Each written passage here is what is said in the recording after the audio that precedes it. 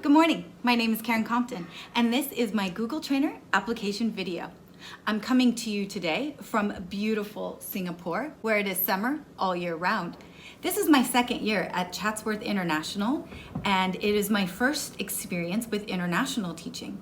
Until we moved to Singapore in 2018, I had only lived in Boise, Idaho. It's a bit of a small town, but it's a great community.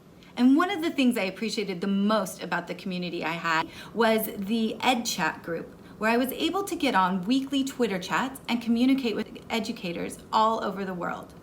One of those particular connections led me to look into international teaching, and as a result, I was able to be in Singapore for a Google Innovator Academy this last September.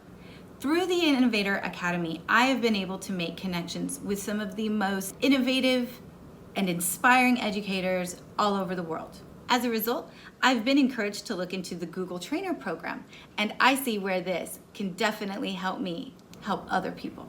Here is my tutorial on how to use Google Forms to collect information from students in a quick way.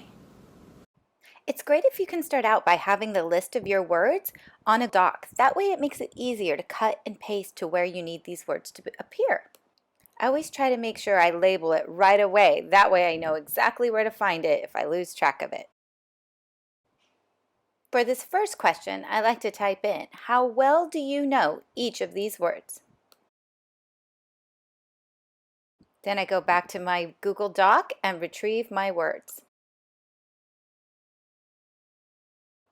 I like how Forms just let you Command V or Control V and paste them in. Then I go back to my Google Doc where I've already typed out my qualifiers for knowing these vocabulary words. I suggest that you use them in kid-friendly terms. Try to think of phrases that kids would actually say. For instance, I have never heard of this word, or I think I know what it means. And again, just paste it in and mark it as a required question. Use the setting that limits one response per column.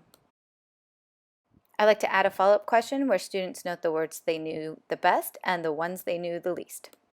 In settings, set it to where they get a copy of their responses and leave a personalized message that they receive after they submit.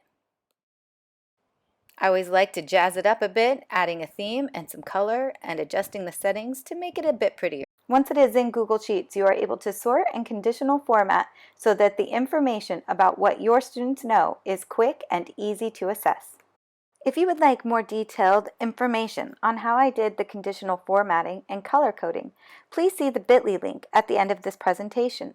That's bit.ly/vocabformat, and you can get more information on how I did each one of those processes.